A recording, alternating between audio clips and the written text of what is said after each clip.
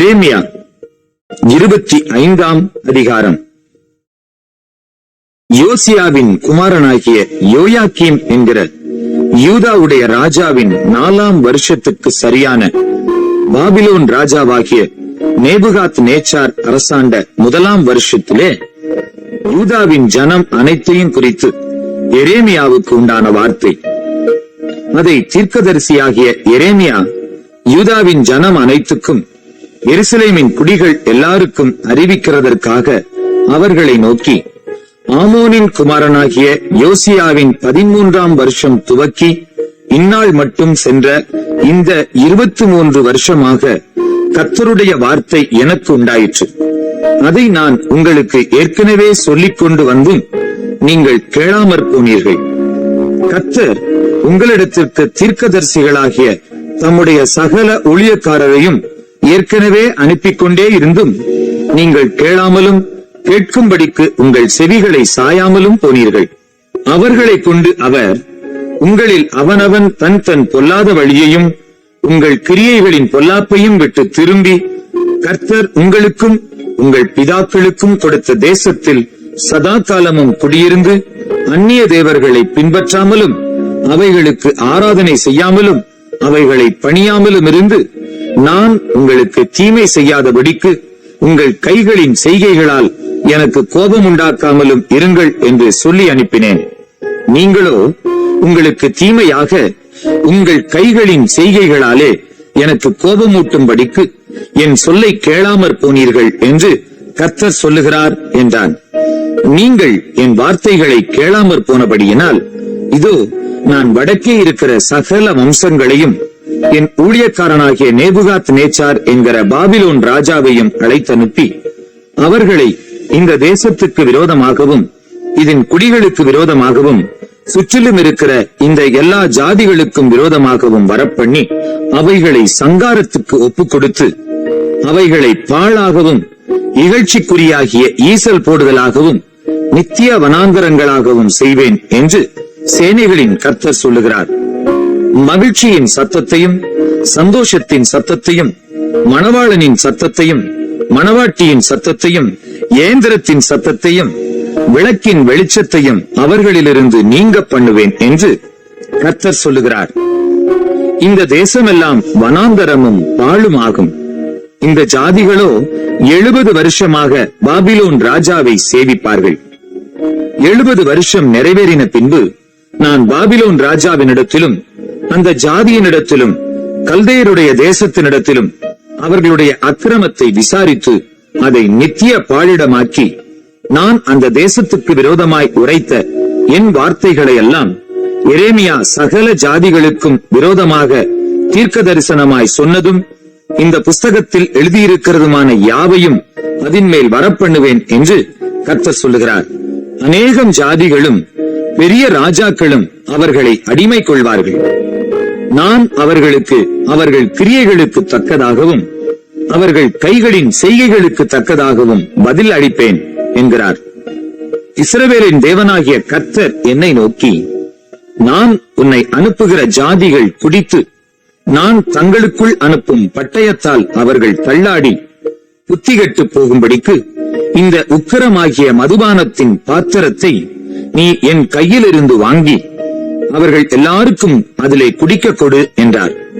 அப்பொழுது நான் அந்த பாத்திரத்தை கர்த்தருடைய கையிலிருந்து வாங்கி கர்த்தர் என்னை அனுப்பின எல்லா ஜாதிகளுக்கும் குடிக்க கொடுத்தேன்.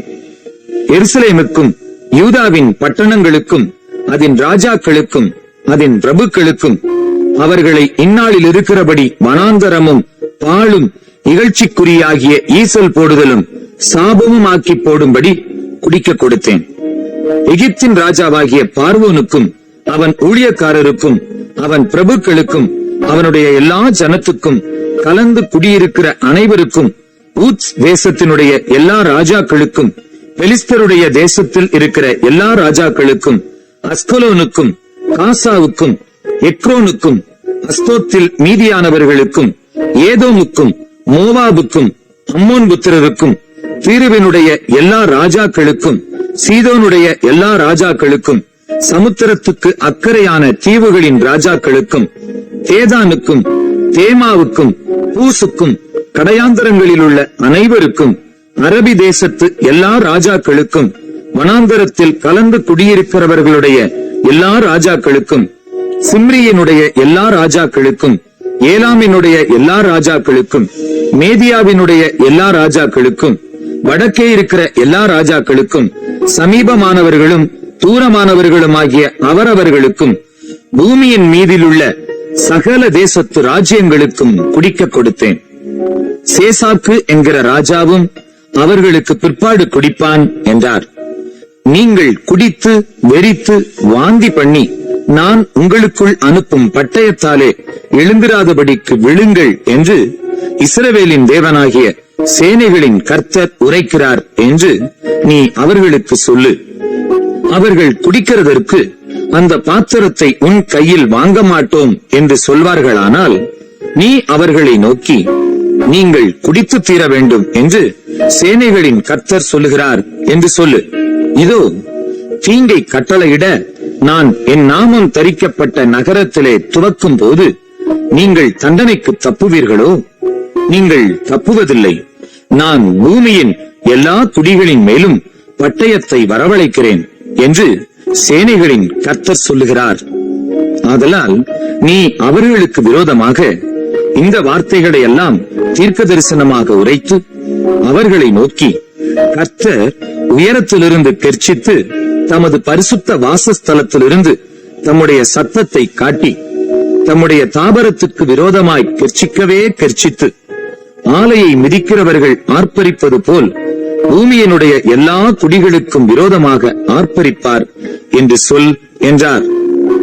ஆரவாரம் பூமியின் கடையாந்தரம் மட்டும் போய் எட்டும். ஜாதிகளோடே கர்த்தருக்கு வழக்கு இருக்கிறது. மாம்சமான யாவரோடும் அவர் நியாயத்துக்குள் பிரவேசிப்பார். துன்மார்க்கரை பட்டயத்துக்கு ஒப்புக் கொடுப்பார் என்று கர்த்தர் சொல்லுகிறார். இதோ, ஜாதி ஜாதிக்கு தீமை பரம்பும். பூமியின் எல்லைகளிலிருந்து மகா புசல் எழும்பும். அக்காலத்திலே பூமியின் ஒரு முனை துவக்கி பூமியின் மறுமுனை மட்டும் கர்த்தரால் கொலையுண்டவர்கள் கிடப்பார்கள். அவர்கள் புலம்பப்படாமலும் சேர்க்கப்படாமலும் அடக்கம் பண்ணப்படாமலும் பூமியின் மேல் எருவாவார்கள்.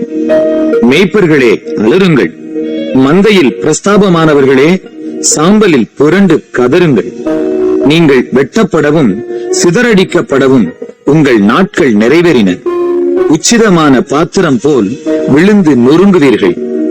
மேய்ப்பர்கள் ஓடி போகிறதற்கும் மந்தையில் பிரஸ்தாபமானவர்கள் தப்பித்துக் கொள்ளுகிறதற்கும் இடமிராது.